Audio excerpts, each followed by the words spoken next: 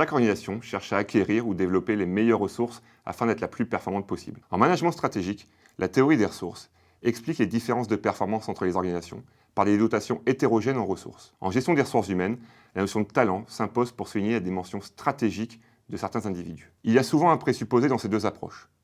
L'organisation saurait utiliser de manière efficiente ses ressources. Si des travaux récents s'intéressent à la manière de les manager, l'absence d'approche historique ne permet pas d'analyser comment une organisation va apprendre à mobiliser au mieux ses ressources. C'est la question que nous posons dans notre article. Comment une organisation peut-elle tirer progressivement le maximum d'une ressource ?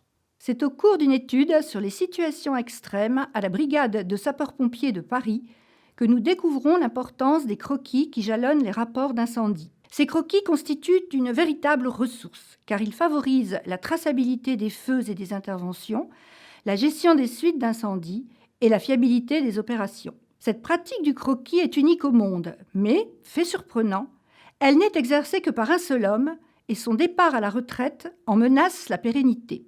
Pour comprendre la teneur et la spécificité de cette compétence, il nous faut retracer l'histoire insolite d'une collaboration de 47 ans entre un dessinateur talentueux et une organisation militaire que rien ne lie spécifiquement, ni relation d'emploi, ni statut militaire. L'histoire du croquis opérationnel se confond avec celle de son créateur, René Donne.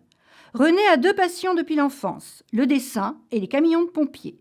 Ces deux passions vont gouverner sa vie et le conduire par hasard à la BSPP, où il est autorisé à dessiner des camions de pompiers, puis invité à les publier dans la revue Allo 18. Enfin, doté d'une tenue de feu, il se rend régulièrement sur les lieux d'incendie pour les croquer et en tirer des illustrations artistiques. En 1964, lors d'un feu complexe, le commandant des opérations de secours lui demande ses croquis. Il veut une trace du développement du feu pour le débriefing. À cette occasion, le dessinateur conçoit un nouvel usage du dessin, plus fonctionnel, servir de support à l'analyse des incendies lors des retours d'expérience.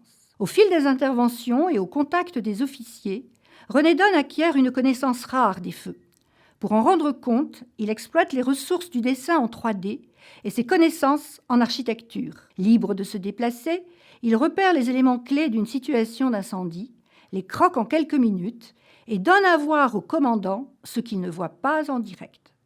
Le croquis devient un outil d'aide à la décision. Loin de rendre le croquis obsolète, les outils numériques des années 2000 conduisent René Donne à réaliser des plans numériques en 3D de bâtiments à des fins préventives, incendie, attentat.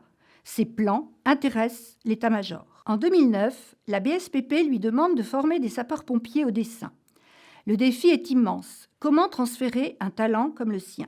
Il décide de formaliser les usages du croquis dans un manuel intégré au règlement de la BSPP. Depuis, l'organisation a institutionnalisé la fonction de dessinateur opérationnel et réglementé ses modalités d'exercice et d'apprentissage. Cette recherche permet d'identifier des résultats intéressants. Premièrement, pour utiliser pleinement le potentiel d'une ressource humaine, il apparaît nécessaire de laisser des zones de liberté aux individus pour expérimenter de nouvelles choses. Deuxièmement, nous avons montré que ce n'est pas tant le talent individuel qui compte que sa combinaison avec d'autres types de ressources. Ainsi, sans interaction avec les officiers, René Donne n'aurait peut-être pas inventé le croquis opérationnel. Troisièmement, découvrir le potentiel d'une ressource s'apprend au fil du temps.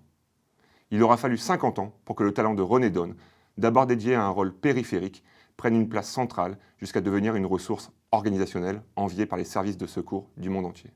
En termes d'implication managériale, notre étude invite premièrement les managers à ne pas enfermer les individus dans des fonctions prédéfinies et des compétences types. Nous appelons donc les managers à s'ouvrir aux profils atypiques et à leur laisser la liberté d'exprimer leur potentiel. Deuxièmement, pour découvrir le potentiel d'un collaborateur, il faut créer les situations d'expérimentation qui lui permettront de proposer de nouveaux services et accepter les temps d'apprentissage parfois longs pour découvrir le meilleur usage d'une ressource. Enfin, notre recherche invite à réfléchir aux représentations que les entreprises ont du talent. Combien d'entre elles auraient fait confiance à un talent singulier, éloigné de leur cœur de métier, comme l'a fait la BSPP ?